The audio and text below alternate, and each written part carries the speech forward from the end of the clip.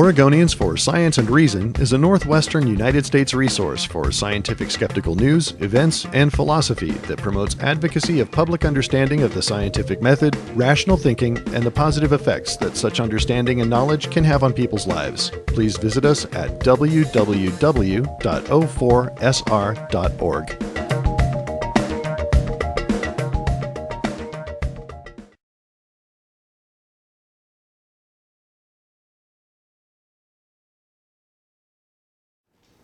The other, Dr. Bernowski says, is the betrayal of the human spirit, the assertion of dogma that closes the mind, turns a nation, a civilization, into a regiment of ghosts, obedient ghosts, tortured ghosts.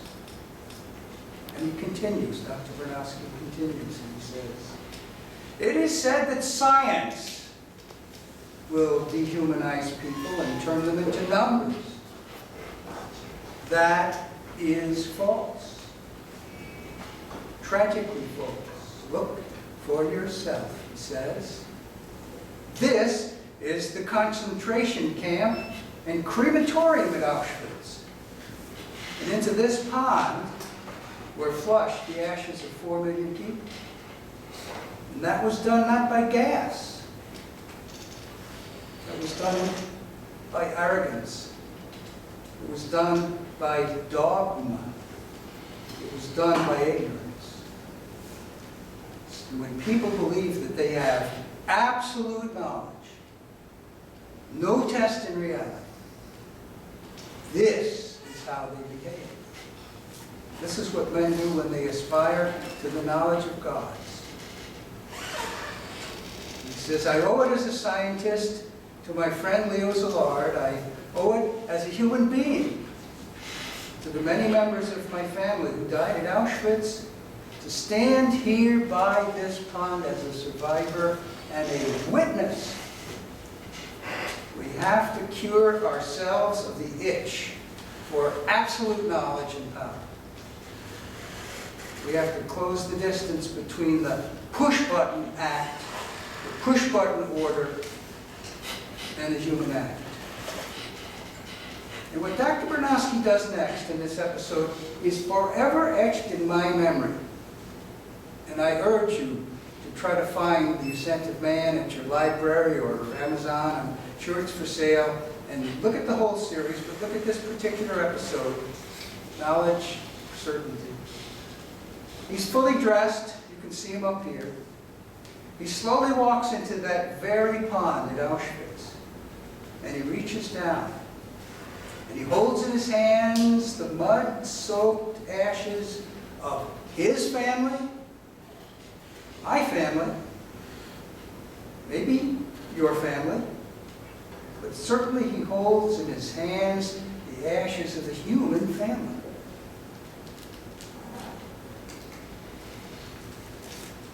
When I removed that tape of Dr. Bernowski from my VCR and the television set, there was a television program that was going. And what appeared on the screen, I saw a smoldering World Trade Center. 8:45, remember? 8:45. 10 of 9, that's about the time we all saw it. And I listened to the commentary, the confused commentary. And just like each of you, try to remember back, I was confused, I was stunned, I was shocked. What's going on? And like each of you, I desperately needed some answers as to what's going on. What could inspire one group of human beings to engage in the mass destruction of other human beings?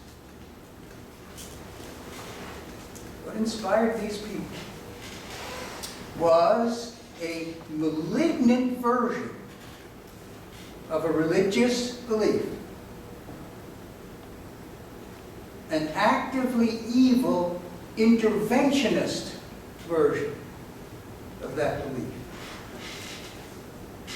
A version that contrasts markedly with the benign, non-interventionist religious beliefs of billions of other people who seek to lead moral lives and in which they do not try to impose their beliefs on other people. People who used airplanes that day as weapons of mass destruction, those people believed that their actions were justified by their interpretation of the Koran, the Muslim holy book or scripture.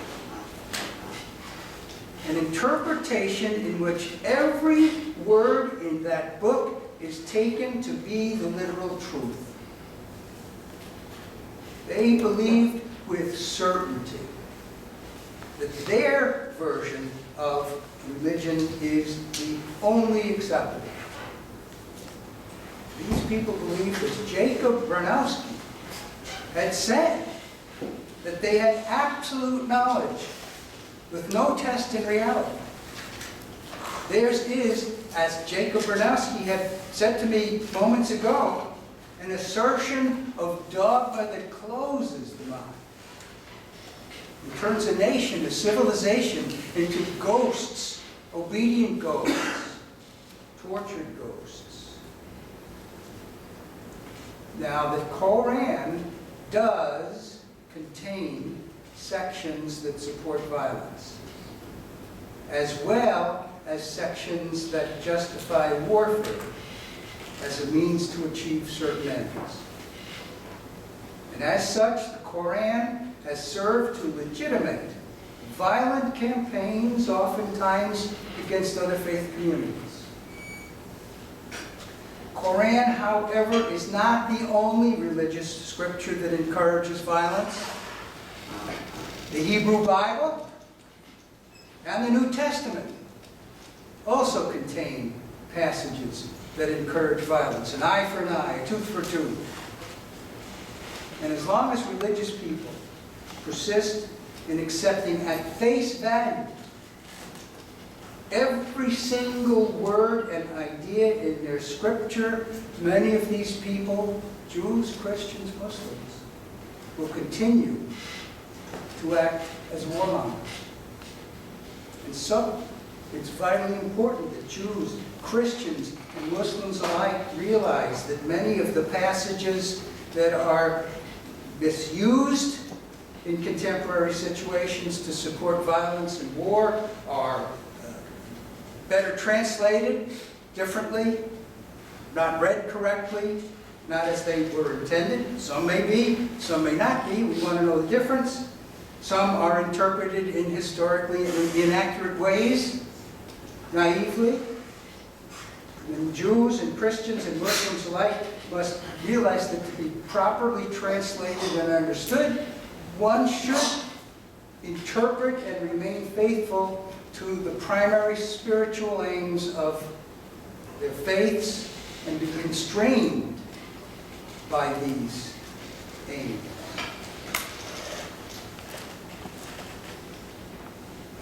What does one do? One of the most direct ways, in my opinion, to challenge the assertion that every statement in Scripture is the literal truth and should be accepted at face value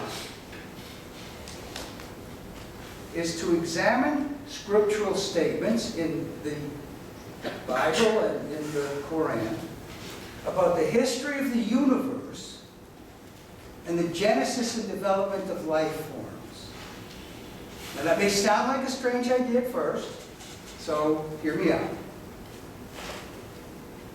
If people can be convinced that the biblical and Quranic statements about these matters are not literal truths, and hopefully they can begin to question other biblical and Quranic statements, and by so doing become empowered to question their teachers, be they imams, rabbis, ministers, priests. These teachers who claim that every word in Scripture is inerrant. And this kind of questioning doesn't have to be, it is not meant to be irreverent at all. In fact, it can be a tool to improve one's understanding of one's faith by questioning and discussing openly. Now let's take a look at science's scenario about life forms in the universe. The validity of science's 14 billion year scenario about the history of the universe and the genesis of life forms and their development is abundantly supported by a variety of reality-based lines of reasoning. And the scenario that's depicted in the theory of evolution by natural selection is literally true. The universe is about 14 billion years old. Earth is about 5 billion years old. About 4 billion years ago, simple life forms did first appear on Earth. And these life forms evolved into more complex life forms that eventually evolved into a variety of species, and Homo sapiens, or modern humans, did make their first appearance on Earth more than 100,000 years ago.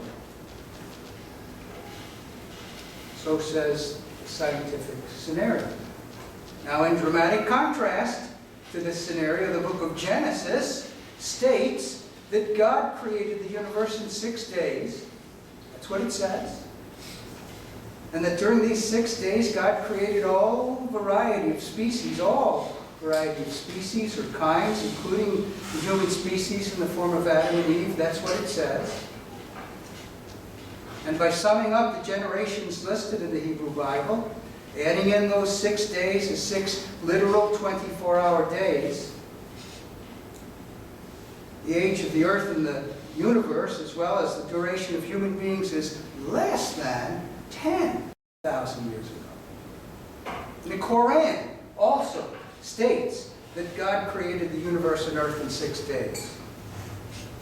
It attributes the origin of life to God and says that after earth was populated with other life forms, God created the first humans as Adam and Eve. That's what it says. Now, if science's theory of evolution by natural selection is literally true, these scriptural scenarios obviously cannot also be literally true. But nevertheless, belief in scriptural literalism, claim that the scriptural scenarios are literally true, is alarmingly widespread, not limited to a single faith. A recent Gallup poll says that about 47% of Americans persist in believing that the human species is less than 10,000 years old. Now, what's even more scary than this to me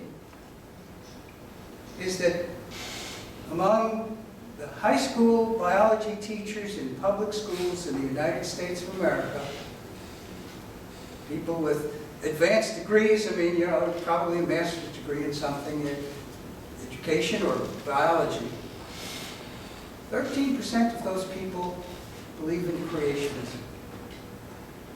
13% of the people who are teaching our high school students about biology don't believe in the theory of evolution.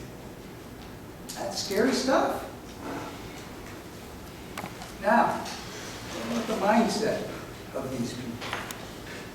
Many of these believers in scriptural literalism do so out of a fear. The fear has to be appreciated. And the fear is that if they accept evolution, they have to reject, therefore, not only their scriptures, but their religion itself.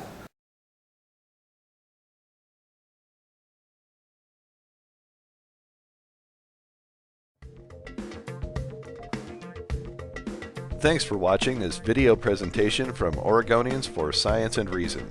For more information on previous and upcoming events, please visit us at www.o4sr.org.